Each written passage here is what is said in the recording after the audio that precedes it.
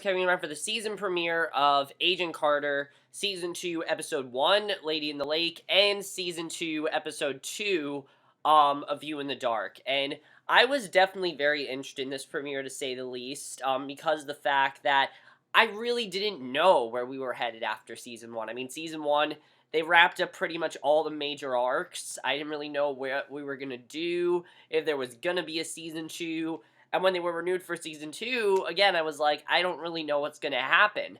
So then when I heard what they were planning on doing, I was excited that they were trying to change some things up, but I was also a bit worried because of how good the first season is. Why change something up, if it's one of those things where if it ain't broke, don't fix it. So one of those kind of things. So I was really thinking, do we really need to change things up? However, I do have to say that I overall really love this premiere. I like that they're trying to do something different.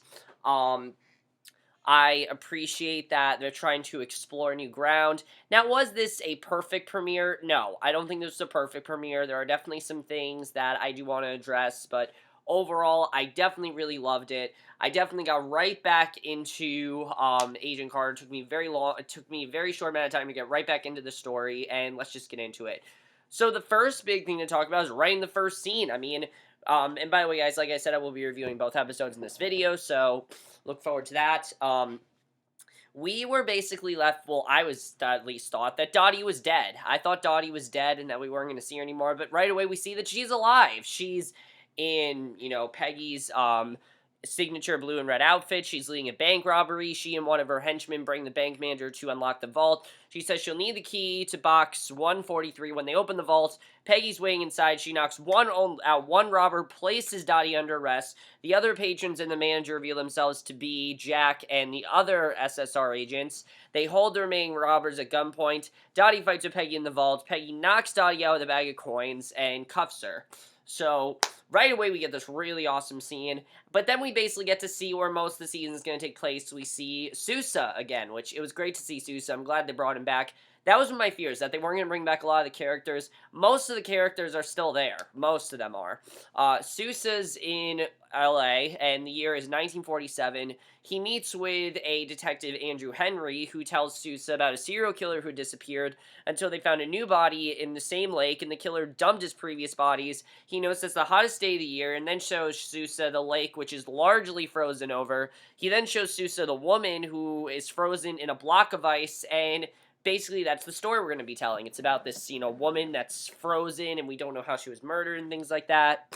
So, back to Peggy's side of things, though. She's interrogating Dottie, demanding to know more about her Russian handlers, and Jack and more SSR agents watch from behind the mirror. Peggy shows Dottie a label pin that was found in box 143, and Dottie refused to reveal why she wanted the pin.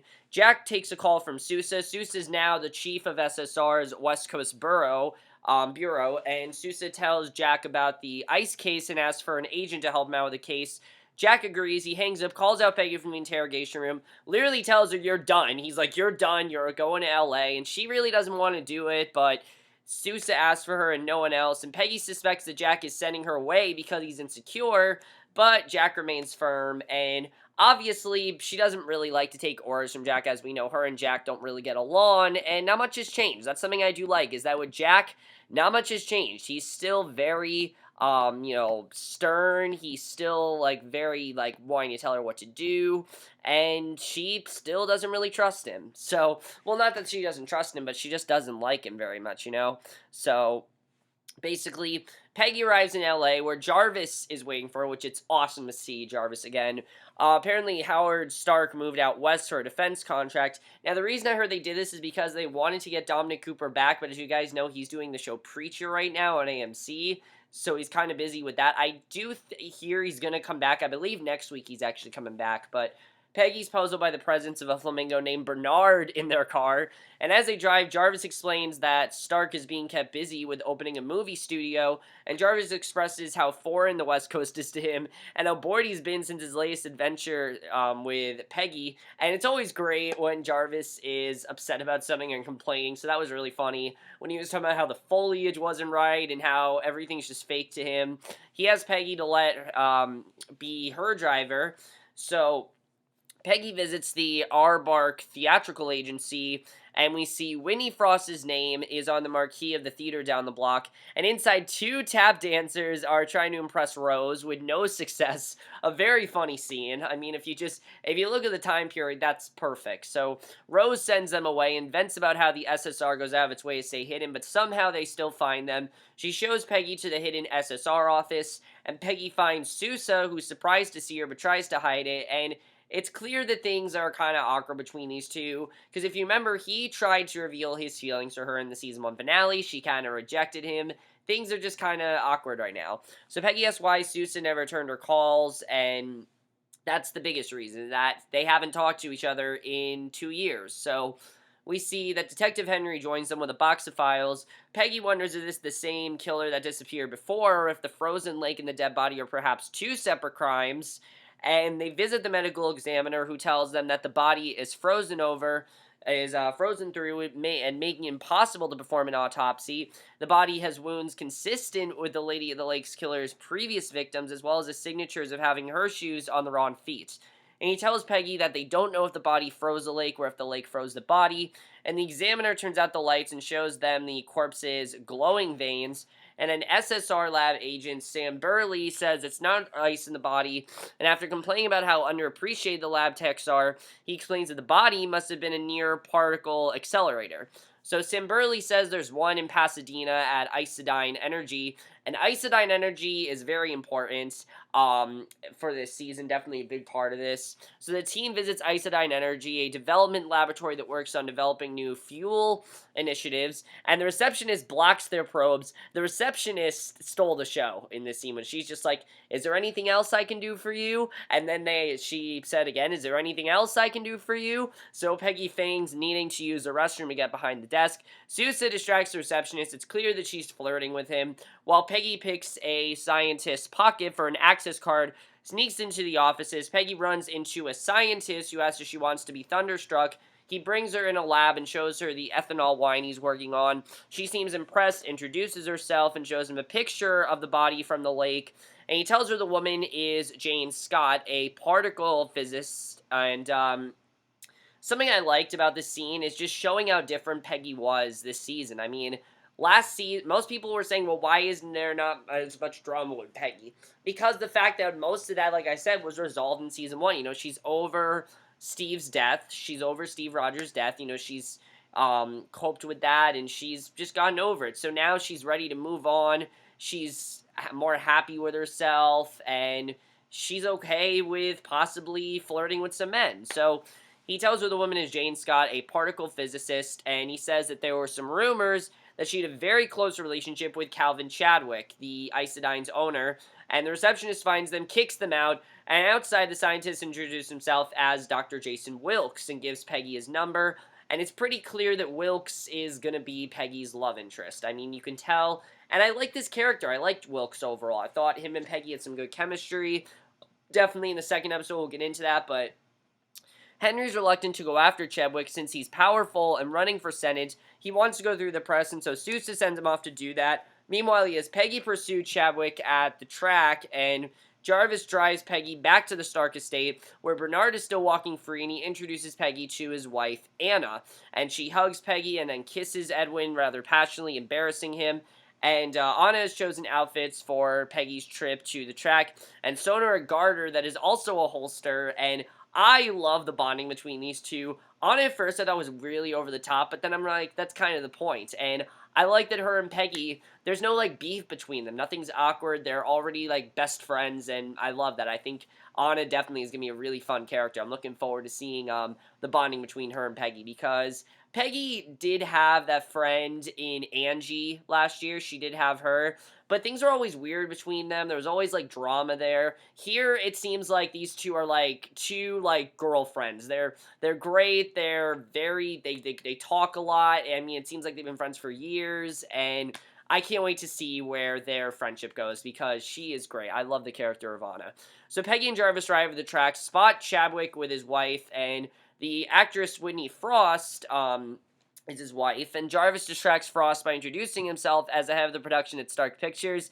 And I love that he says, oh, the picture I'm making is called The British Are Coming, and she's like, oh, not another period piece. I thought that was really funny.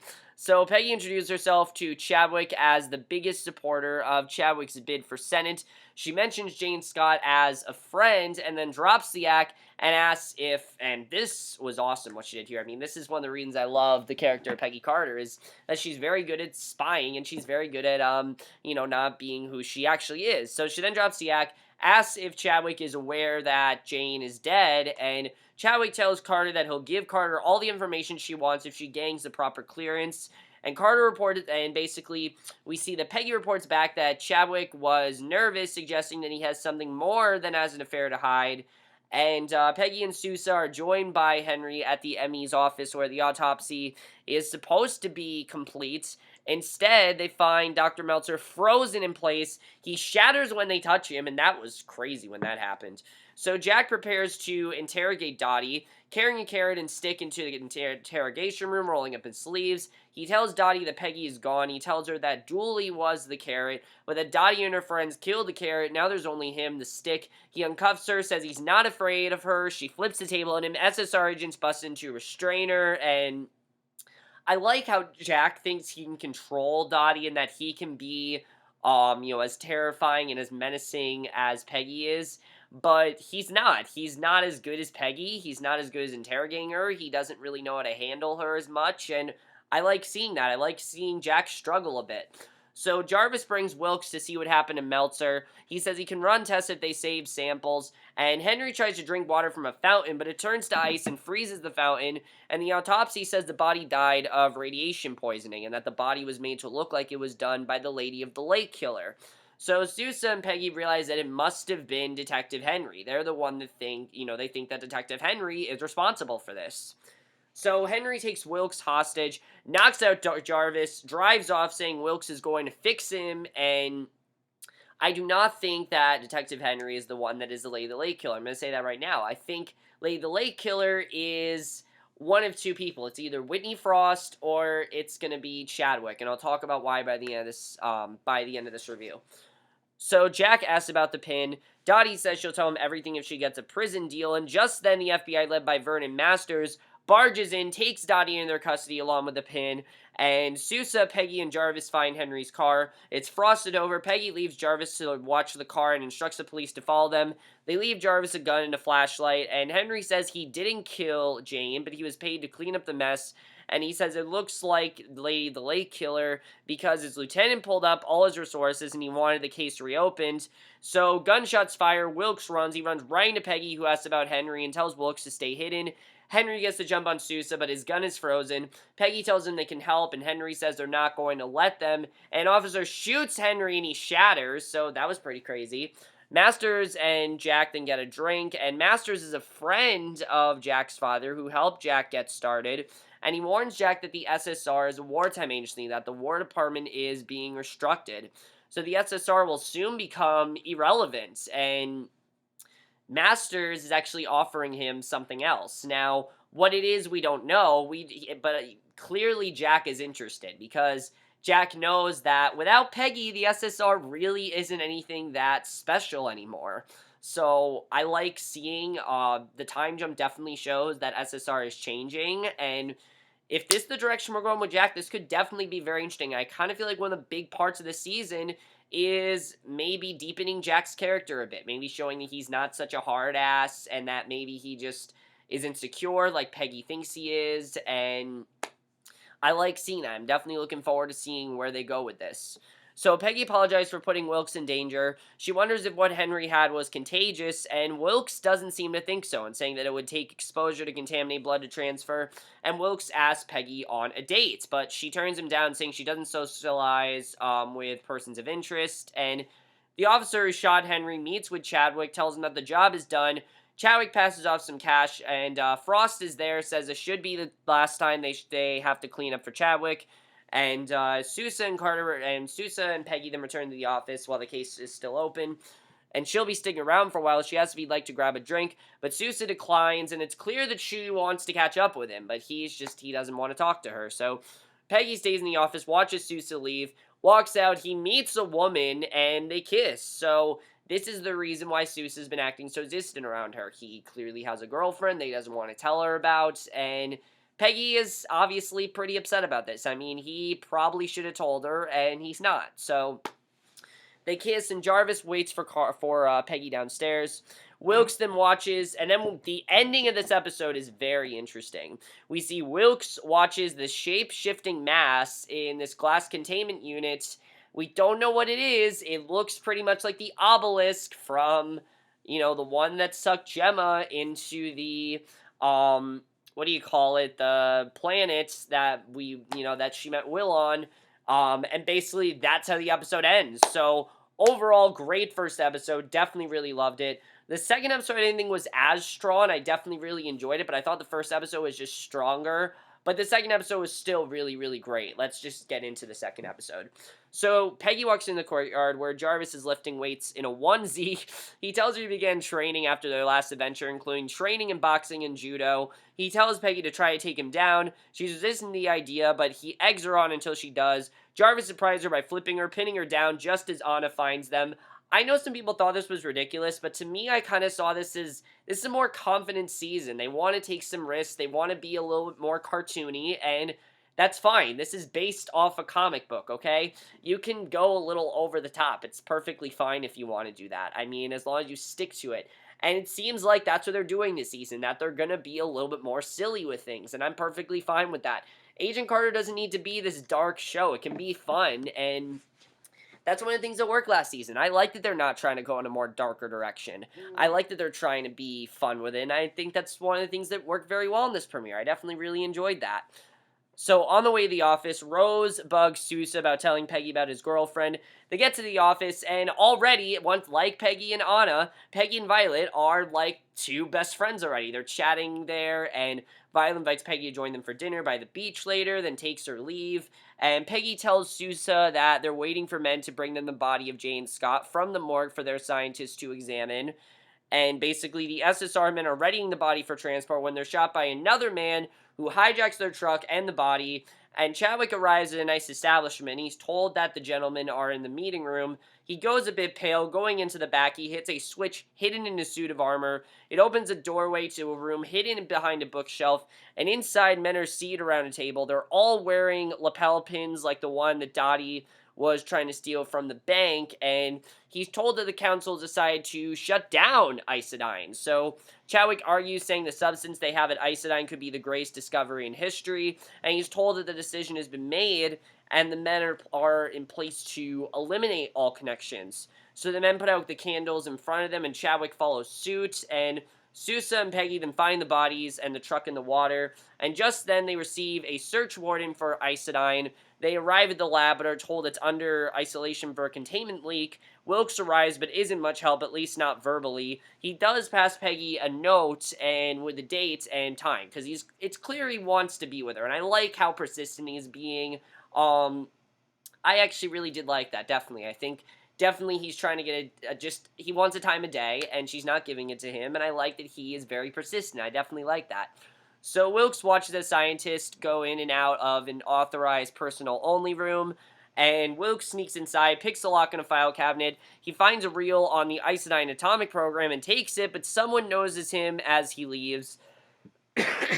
And Wilkes then tells Peggy to meet him at the Dunbar Hotel. Sousa insists on going with her. He tosses his jacket on a chair, and after an engagement ring falls out, Peggy says that she's happy for him, and she thinks that he's engaged. Definitely we see that Sousa is now engaged, and I like that Peggy's completely okay with this. I think that she's a bit upset, but she knows that there's really not much of a future for them, and that he's moved on without her, so I think now she's knowing, you know what, I can move on with Wilkes. It's perfectly fine.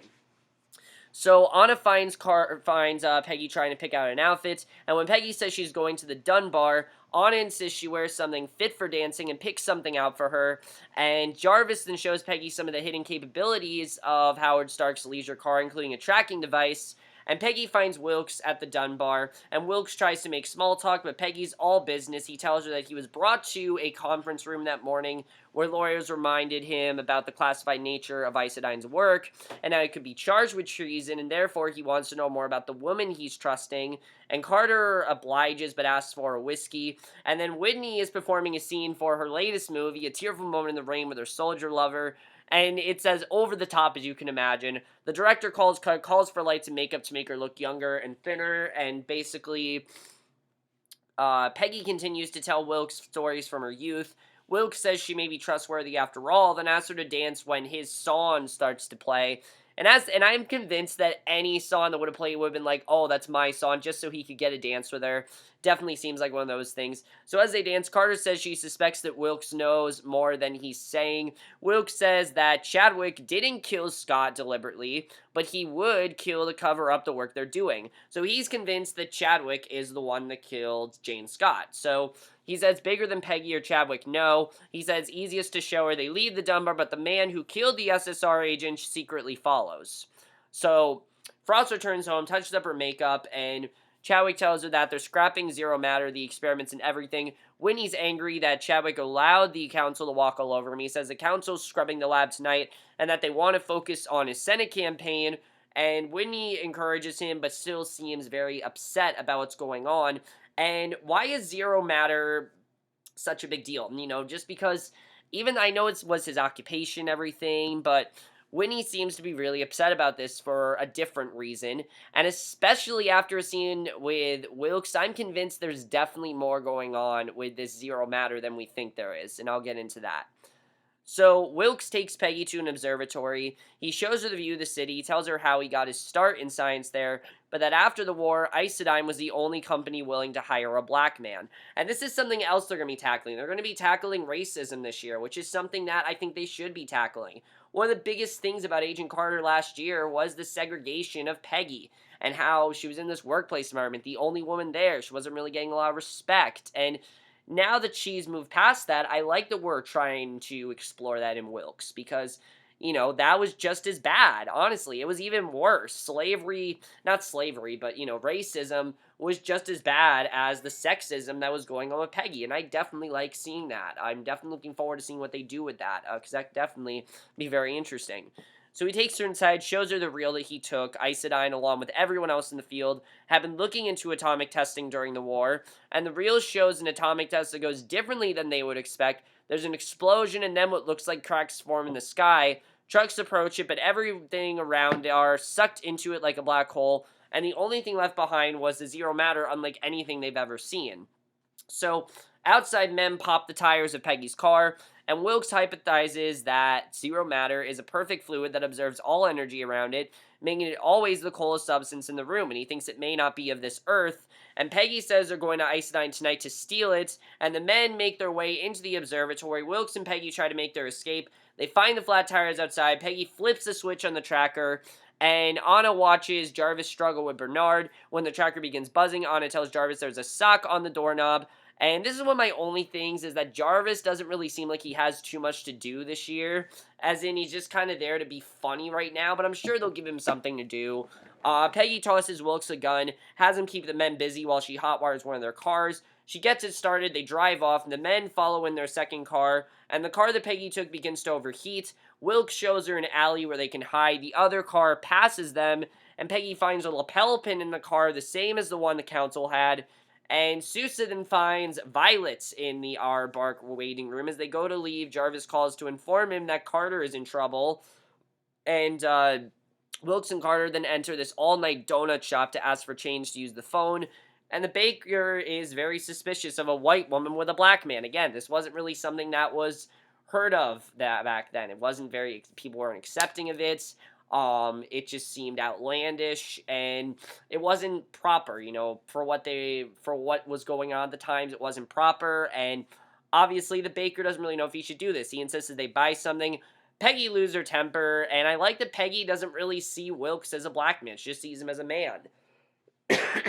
Really just shows the type of woman that Peggy is. I definitely like seeing that. So Wilkes keeps his cool, buys something, gets their change. You even see, like, around him, like, Sousa just treats him weird. Sousa always feels like there's something going on with him, just because of his skin color, I think, at least. So they try to use the phone to no avail. Car drives up. Peggy pulls Wilkes into the phone booth. The car is innocent enough. Wilkes and Peggy kiss in the booth. Peggy decides to steal the car, and Sousa returns to SSR office. He shuts himself in his office, throws a small fit, then sends everyone out to search for Carter and Wilkes, and Sousa takes Jarvis to Isodyne, Wilkes and Carter then arrive at Isodyne, and Peggy grabs a tire iron before they go inside. Inside, they hear someone else in the building. They split up. Wilkes goes to collect the zero matter. He gets a new container for travel just as Whitney arrives, and Peggy finds some men in the building. They begin to fight, and Whitney says she's surprised to see Wilkes alive. She tells him to give her the zero matter. She says she's the only person who knows what it's capable of, pulls a gun, and Wilkes and Whitney struggle over the container, falls and shatters, letting the zero matter loose. There's what sounds like an explosion. Peggy, having finished off the thugs, runs towards the lab, and supposedly Wilkes is dead, but I don't think he's really dead. What I think happened is that he might have gotten sucked up into the thing. If you guys know, the obelisk, I feel like maybe he might have gotten into the obelisk, and maybe the same thing that happened with Gemma is going to happen to Wilkes. I'm not really sure, because we know this happened years ago, so it very much could have happened to Wilkes. I'm not really sure, though. We'll have to see where that goes. So Sousa and Jarvis arrive. Peggy walks out nearly in tears. She says that Wilkes didn't make it. Sousa tells her to go home. She asks Jarvis for a ride, and Sousa drives home, finds Violet waiting in front of his house. They make plans to go out that night and make up for lost time. She kisses him, tells her she loves him, and she tells her that he loves her too. She leaves and he heads inside, and I think it's nice that Sousa's just found another woman. I think that she's really sweet. There's nothing wrong with her.